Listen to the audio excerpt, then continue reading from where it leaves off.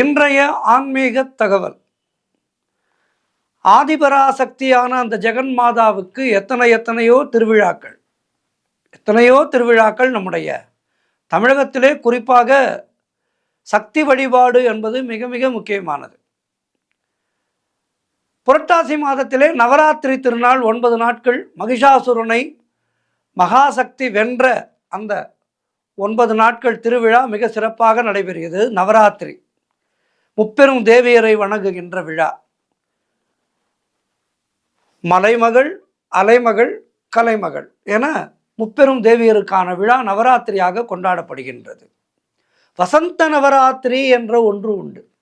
இந்த வசந்த நவராத்திரி எப்போது நடைபெறும்? பங்குனி மாதத்திலே வருகின்ற விழா வசந்த நவராத்திரி. இந்த வசந்த நவராத்திரியானது இப்பொழுது தொடங்கி நடைபெற்று கொண்டிருக்கின்றது. இந்த வசந்த நவராத்திரி என்பதை எப்படி நாம் கொண்டாட வேண்டும்? இந்த வசந்த நவராத்திரியினுடைய தாற்பயம் என்ன? அதையெல்லாம் இன்றைய ஆன்மீக தகவலிலே பார்க்க இருக்கின்றோம். இந்த அகிலாண்ட நாயகியை, அம்பிகையை, அன்னை பராசக்தியை வழிபடுகின்ற ஒரு அற்புதமான ஒரு விழா வசந்த நவராத்திரி. மனிதர்களுக்கெல்லாம் நம்முடைய கஷ்டங்களை எல்லாம் நீக்கி வசந்தத்தை கொடுப்பவள் அன்னை.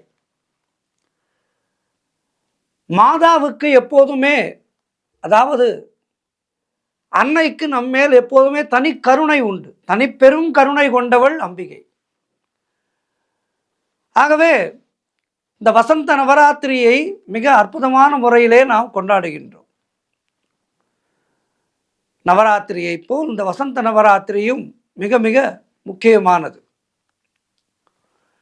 குளிர்காலத்திலே வருகின்ற அந்த புரட்டாசி மாதத்திலே வருகின்ற நவராத்திரி 9 நாட்கள் நடைபெறும். அதேபோல் பங்குனி மாதத்திலே வருகின்ற இந்த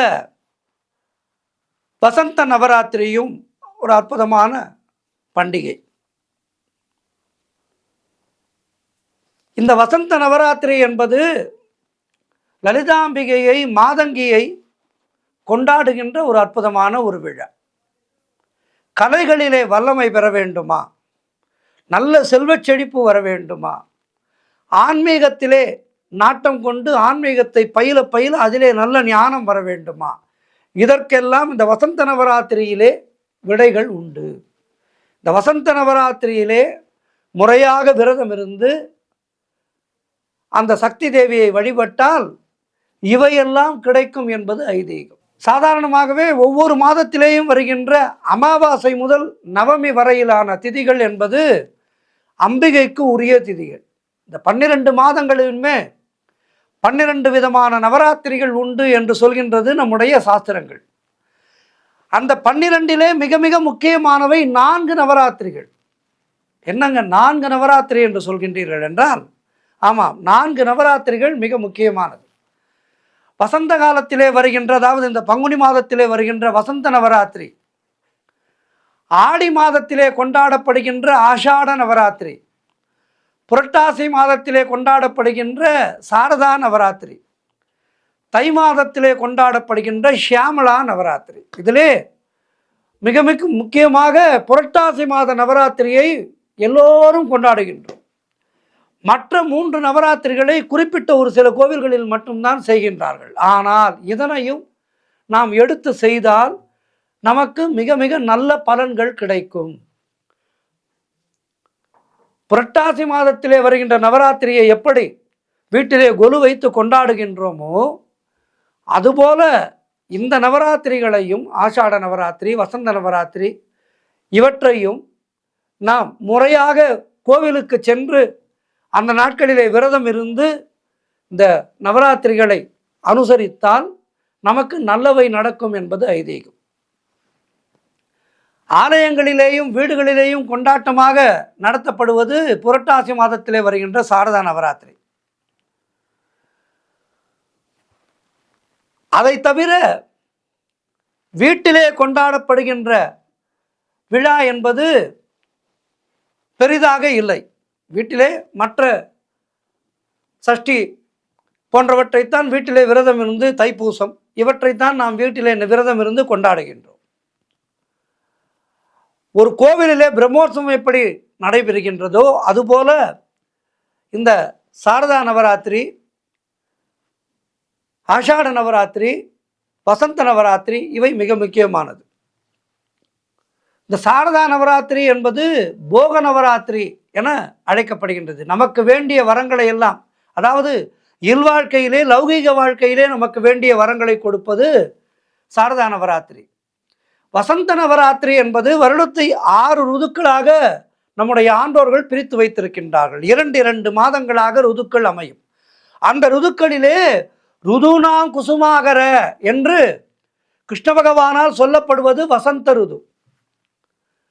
பருவங்களிலே சிறந்ததாக சொல்லப்படுகின்ற வசந்த ருதுவிலே, வசந்த ருதுவே வசந்த காலம், வாழ்விலே வசந்தம் தொடங்கக்கூடிய காலம் ஆதலால் வயல்களிலே அறுவடை முடிந்து வளம் பொங்கக்கூடிய காலம் ஆதலால் மக்களுடைய மனதிலே ஆனந்தம் குடிகொள்கின்ற காலம் வசந்த நவராத்திரி. பங்குனி மாத அமாவாசை முதல் இந்த நவராத்திரியானது கொண்டாடப்படுகின்றது. நவமி திதி வரையிலே கோவில்களிலே தான் இதனை பிரசித்தமாக செய்வார்கள். அமாவாசைக்கு மறுநாள் பிரதமை தெலுங்கு வருட பிறப்பாகிய யுகாதி தினத்தன்று தொடங்குகின்றது இந்த நவராத்திரி. நேற்றைய தினம் இந்த வருடத்துக்கான வசந்த நவராத்திரி தொடங்கி இருக்கின்றது.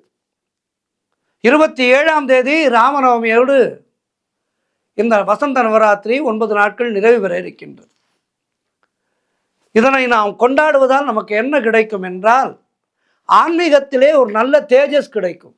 குறிப்பாக அம்பாள் உபாசனை செய்து அம்பாளை உபாசிப்பவர்கள் இந்த வசந்த நவராத்திரியிலே விரதம் இருந்து தாங்கள் ஏற்றுக்கொண்டிருக்கின்ற அந்த மந்திரத்தை ஜபம் செய்ய அவர்களுடைய ஆன்ம பலமானது அதிகரிக்கும். அதேபோல் சுமங்கலிகள் இந்த வசந்த நவராத்திரி காலத்திலே அனுதினமும் ஆலயம் சென்று அம்பாளை வழிபட ராஜ மாதங்கியாக அம்பாள் இந்த 9 நாட்களிலே நமக்கு அருள் புரிகின்றாள். ஆகவே கேட்டதையெல்லாம் கொடுப்பாள், கேட்டவை எல்லாம் கிடைக்கின்ற அற்புதமான காலகட்டம் இந்த வசந்த நவராத்திரி காலகட்டம். ஆகவே இந்த வசந்த நவராத்திரியிலே அம்பிகை வழிபாட்டில் ஈடுபட்டு நம்முடைய விரதங்கள், நம்முடைய வேண்டுதல்கள் எல்லாம் நிறைவேறுவதற்கு அற்புதமான ஒரு வாய்ப்பாக இருக்கின்றது. இதனை முறையாக செய்து வசந்த நவராத்திரியிலே அம்பாள் வழிபாடு செய்து வேண்டிய அனைத்தையும் பெறுவோம். நன்றி, வணக்கம்.